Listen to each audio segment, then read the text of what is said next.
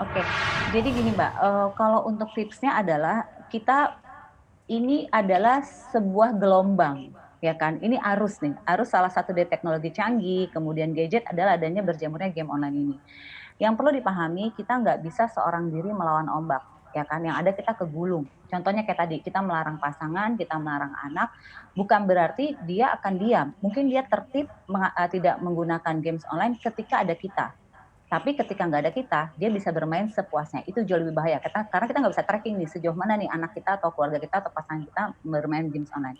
Jadi pertama yang saya harus kasih tips adalah memang ini sudah eranya. Kenapa saya katakan gitu? Ini saya lakukan pada pola asuh anak saya, Mbak. Kebetulan saya punya putra putri total 4 ya, dan mereka semua bermain gadget. Kenapa saya bilang ini memang masanya mereka.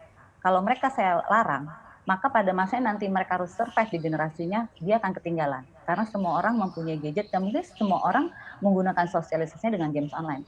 Namun, ini ada batasannya nih. Kita sebagai orang tua, kita sebagai pasangan, kita sebagai seorang anggota tim keluarga, maka kita harus tetap memberikan aturan. Jadi diskusi itu tetap ada. Buat apa? Biar masing-masing tahu remnya di mana, pakemnya di mana. Jadi tetap diskusi itu nomor satu. Karena kita nggak bisa bilang melarang atau kita nggak bisa anak kita di depan kita bilang oke nggak main gadget, pasangan kita bilang nggak main gadget. Tapi begitu nggak ada kita tetap melakukan, artinya dia tidak menggunakan gadget karena dia nggak mau ribut sama kita. Tapi kalau dia nggak main gadget karena dia tahu kapan saya harus bermain, kapan saya harus bekerja, kapan saya harus makan, kapan saya harus sekolah, artinya ada nggak ada kita, dia sudah punya rem sendiri. Jadi melarang rasanya saat ini tidak bijak. Tetapi bagaimana caranya mendampingi dan memberikan aturan yang jelas. Bahkan sesekali coba deh, saya tuh kadang-kadang ikutan loh, pengen tahu deh gamesnya kayak apa sih nak gitu. Karena Mhm. kenapa? Dengan saya terlibat, saya tahu ini bahaya nggak gamesnya. Ini gamesnya mengandung kekerasan nggak? Dibanding dengan Oke. melarang tapi kita nggak tahu bahwa games itu apa. Karena kadang-kadang positifnya dari games online adalah ada teamwork di situ. Ada bagaimana dia caranya achieve goal, ada bagaimana caranya dia mengatur strategi. Banyak juga sisi positifnya dan saya rasa itu tergantung balik lagi ke kita. Intinya melarang jangan tanpa alasan, tapi kita mensupport, terus kita mendampingi itu yang paling bijak.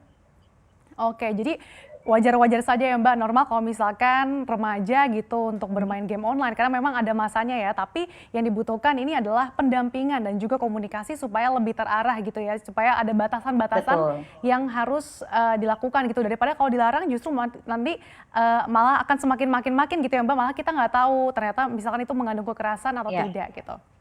Oke, Dan terima itu kasih jauh lebih Mbak. bahaya ketika anak kita bermain tanpa kita tahu, karena dunia maya kan gak ada ujung ya Mbak, gak ada batas. Iya. Apalagi game online ini kan ada aplikasi atau mungkin sarana untuk berkomunikasi dan juga teamwork dengan teman-teman lainnya, Mbak, ya? Lainnya, betul sekali Mbak Sasa, benar. Jadi intinya adalah, ya kita mendampingi itu udah yang paling solusi bijak, karena ini udah masanya, ini masanya mereka, inilah masanya mereka bersosialisasi, berbeda dengan masanya kita.